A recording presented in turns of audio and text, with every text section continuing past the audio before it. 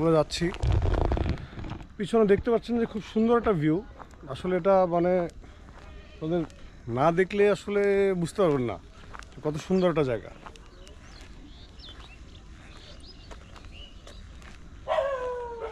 মোবাইলে কিছু ছবি নেওয়া উচিত।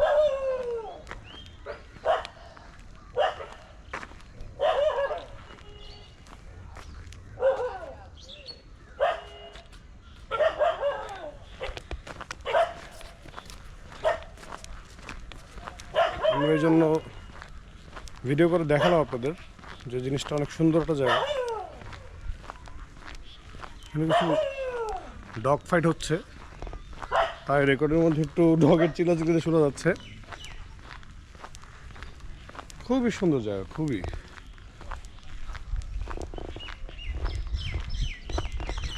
আমরা এখানে হাজারি গরু নেওয়ার জন্য এসেছি। এটা হলো জায়গাটার বাড়িটার নাম হলো গাছি বাড়ি,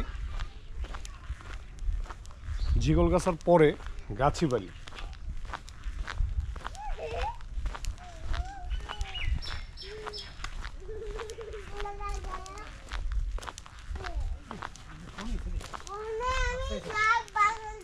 আমরা যে বাজারটা পার হয়ে আসছি, বড় বাজার, বাজারটার নাম জানি কি?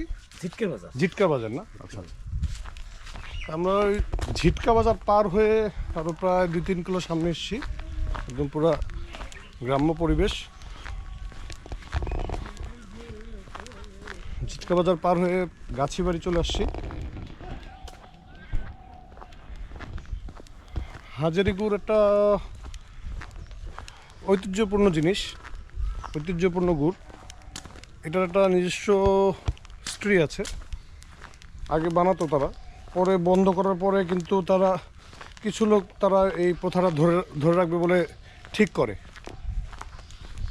এবং কিন্তু রুলস একটা হলো, আগে যারা বানাতো তারা বলতো যে প্রথাটা সেম থাকতে হবে, বা গুড়টা বানানোর যে সিস্টেমটা সেটা সেম থাকতে হবে, এটাই ছিল শর্ত।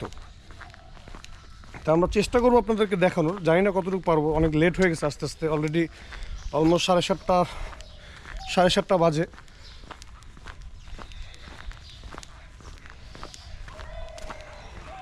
যা হবে দেখাবো ইনশাল্লাহ। হ্যাঁ, চেষ্টা করবো।